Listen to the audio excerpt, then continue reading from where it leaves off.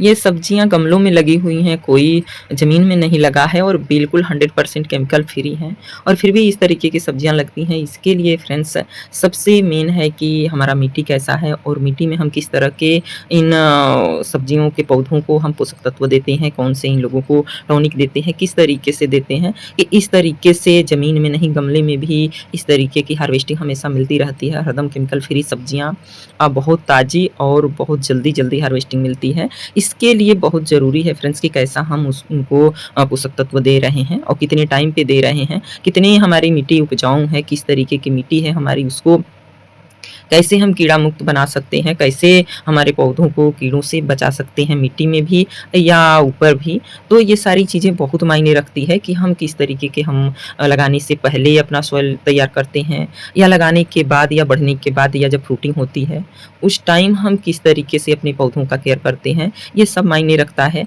नहीं तो कई बार छोटे में बहुत स्वस्थ पौधे रहते हैं और हमारी मिट्टी सही नहीं है, तो कितना दिन झेल पाते हैं पौधे, ये मिट्टी के ऊपर और खाद के ऊपर डिपेंड करता है फ्रेंड्स। तो इस वजह से पहले ही अगर हम पौधे लगा रहे हैं, तो हमारे मिट्टी के अनुकूल ही सारे खाद और फर्टिलाइज़र होने चाहिए। तो इस वजह से बहुत ज़रूरी हो जाता है कि हमें कब क्या देना है।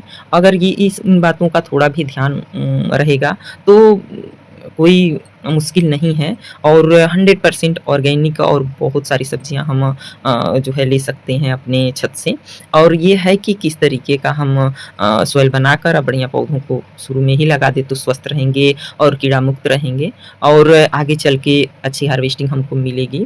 तो इस तरीके से देखिए फ्रेंड्स, बड़े पौधे पर किस तरीके से हम तो ये तरोई जो है अभी हार्वेस्टिंग के टाइम हम देख रहे हैं, थोड़ी देर पहले लगे देखने इधर-उधर, इसको देखा भी नहीं था क्योंकि ये पौधे में छुपा हुआ है पेड़ में।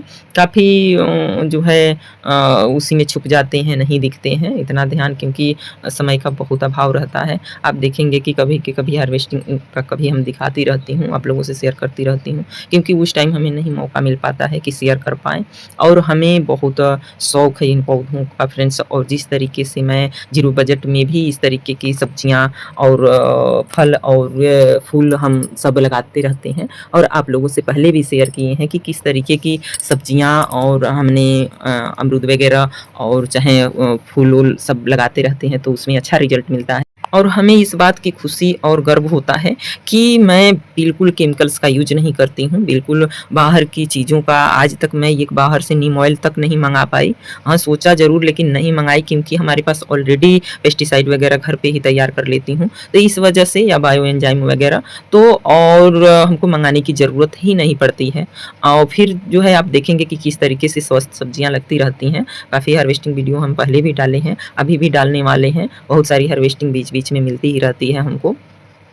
तो इसलिए इसके लिए बहुत ज़रूरी हो जाता है फ्रेंड्स कि हमारे पौधों को किन चीज़ की ज़रूरत है। देखेंगे आप कितना हेल्थी और ये नहीं कि छत पे जो है इतनी मोटी-मोटी ये तरोइयाँ लगी हुई हैं। ये कई बार वीडियो नहीं बन पाता है, उसमें 1-2 दिन लेट हो जाता है और बहुत जल्दी बढ़ती हैं। जब आपके मिट्टी में पोषक तत्व सही होते हैं, खाद सही होते हैं, तो सब्जियाँ बहुत जल्दी आज देखेंगे तो कुछ और, कल देखेंगे तो कुछ और तुरंत-तुरंत ये बढ़ती हैं। और तुरंत इनकी हार्वेस्टिंग ना करिए तो इन जो है अब जो पहले से और छोटे-छोटे सब्जियाँ हैं, उनको बढ़ने में दिक्कत हो जाती है। अगर आप टाइम-टाइम से हार्वेस्टिंग कर लेते हैं, तो वो सब्जियाँ और जल्दी तैयार हो जाती हैं। तो इसलिए छत पे खेत नहीं है फ्रेंड्स कि बहुत बड़ा प्लॉट पड़ा हुआ है और उसमें बहुत सारे उसको सोर्स है नीचे से जड़ें बनाए हुए हैं। तो इस तरीके से उसको पोषक तत्व मिलता रहता है, उसको विटामिन्स मिलते रहते हैं, तो उसको वो बढ़े कोई दिक्कत नहीं है। पर छत पर थोड़े छोटे में हमने तो इस तरीके से हार्वेस्टिंग की है फ्रेंड्स और थोड़ा लेट हो गए थे। लेकिन ये है कि ये इतना बढ़िया बना, हमें लगा कि इसमें बीज हो गया होगा, बिल्कुल बीज नहीं और इतना स्वादिष्ट बनता है कि कहने को नहीं। तो इस तरीके से अगर आप समय से हार्वेस्टिंग कर लेते हैं, तो फिर हमारा गमला भी देखिए इस तरीके की सब्ज़ी अगर लगाए हैं, तो गमला भी खाली हो जाता है। या तो आप तोड़ रहे हैं, तो वो छोटी-छोटी जो सब्जियाँ लगी हुई हैं, उनको बढ़ने का मौका मिल जाता है और बहुत जल्दी-जल्दी आपको हार्वेस्टिंग मिलेगी। और ये जो बेल वाली सब्जियां हैं फ्रेंड्स, इसके लिए कुछ ना कुछ लटकने के लिए होना चाहिए, जैसे पेड़ पे ही लटका हुआ है इस तरीके से, या दीवार पे लटका हुआ है, या उसके लिए वो मचान बनाते हैं, कुछ ना कुछ सहारा होना चाहिए, नहीं तो ये नीचे ज़्यादा सही रिजल्ट नहीं दे पाते हैं छत पे, कीड़ों का अटैक बहुत हो जाता है। तो इस तरीके से अगर कोई इसको सुविधा, या रस्सी ही खाली हम लटका देंगे, जूट की रस्सी जो होती है उस पे भी लटक के बहुत सारी ये खीरे वगैरह, खीरे हमने नीचे लगाए थे, फैलाए थे छत पे, लेकिन इतना रिजल्ट नहीं मिला, और इस तरीके की तरोइयाँ भी। अब ये है कि अगर ये बेल वाली लौकी और तरोई जैसी सब्जियां हैं, खीरा तो किसी भी छोटे ग्रो बैग में आप लगा सकते हैं, पर इन सब्जियों का रिजल्ट तभी मिलेगा कि या तो आपका पौधा ज़मीन में लगा होगा, या तो आपके पास थोड़ा बड़ा गमला होगा और उसमें भी आप बहुत अच्छा खाद वगैरह और फर्टिलाइज़र देंगे, तो इस तरीके की सब्जियाँ लग सकती हैं, और देखेंगे कि किस तरीके से हमारे पौधे में सब्जियाँ लगती रहती हैं। जिस हिसाब से मैं इस पे खर्च करती हूँ, उससे कई गुना हमें इसमें प्रॉफ़िट होता है, कई गुना हमें इससे लाभ मिलता है अपनी गार्डनिंग से। तो इस वजह से मैं बहुत अनाज से बता पाती हूँ कि देखिए, मैं केमिकल्स फ्री और इतने कम बजट में, इतने कम समय में, इतने जो है कम मैं खर्च कर भी इतनी सारी सब्जियाँ और इतनी सारे छत से मैं लाभ ले पाती हूँ। इसके लिए सबसे ज़रूरी हो जाता है फ्रेंड्स कि हमारा मिट्टी कैसा है। कई बार होता है कि बहुत बालू जैसे मिट्टी होती है, तो बालू जैसी अगर मिट्टी है तो उसमें खाद जो है ज़्यादा आपको कंडे वाली खाद या सड़े हुए गोबर का खाद उसमें बहुत ज़रूरी हो जाता है, क्योंकि उसी के ताकत में ये जो है हो पाता है, क्योंकि बालू जैसी मिट्टी पौधों को भी काटने लगते हैं। तो इस तरीके से किचन वेस्ट से जो खाद बनाते हैं उसमें से मोटी-मोटी ये सारी चीज़ें निकलती हैं जो नहीं गलता है जल्दी, जैसे अनार के छिलके वगैरह हैं, या मोटे केला वगैरह के डंठल वगैरह, वो तो ये सारी चीज़ें जल्दी हम महीन काट के इतना मौका नहीं रहता है कि डालें, तो ये किचन वेस्ट से खाद है फ्रेंड्स। और ये भी ज़रूरी हो जाता है कि पौधों को आप लगा रहे हैं उस टाइम आपको ध्यान देना पड़ेगा, बीच-बीच में आपको इस तरीके से खाद दे देकर ऊपर से आप मिट्टी डाल दीजिए, नहीं तो 1 माह में ज़रूर डाल दीजिए, 1 माह में 1 डेढ़ माह में आप इस तरीके के रिपीट ज़रूर करिए अपने पौधों में, तो उनका स्वास्थ्य बना रहता है और हेल्थी रहते हैं।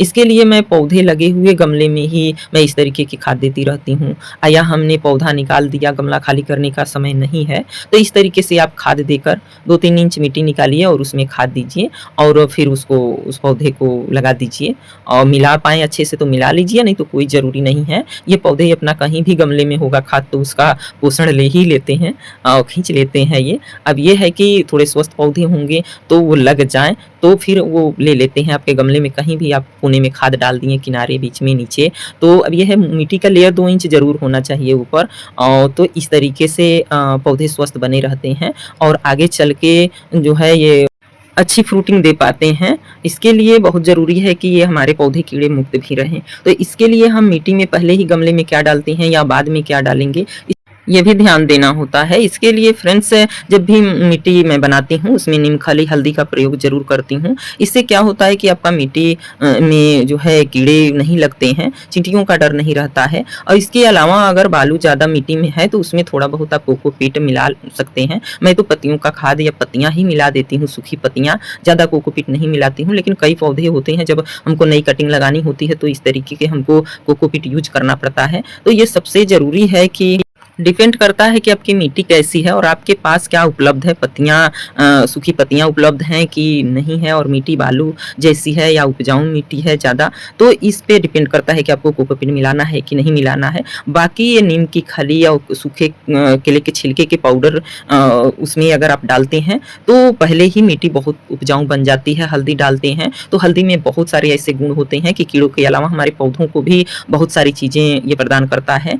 जब पौधे बड़े हों तब कीड़ों से बचाने के लिए आप नीम की पत्ती, उसमें आप धतूरे की पत्ती, कनेर की पत्ती, इन सारी पत्तियों को मिलाकर आप घर पे ही उसको तैयार कर सकते हैं। पेस्टिसाइड बढ़िया उबाल लीजिए या रख दीजिए, तो 3 मंथ में तैयार हो जाता है वो। उसी को अपने पौधे पे बीच-बीच में स्प्रे कर दीजिए। 15 दिन पे भी अगर स्प्रे करते हैं तो भी आपके पौधे स्वस्थ रहेंगे, और इसके लिए आपको बाहर से कुछ भी लेने की ज़रूरत नहीं पड़ती है। अगर आप नहीं बना पाते ये सब, तो हमारे चैनल पे पहले ही वीडियो पड़े हुए हैं सारे पेस्टिसाइड बनाने के, और उससे आप मदद ले सकते हैं।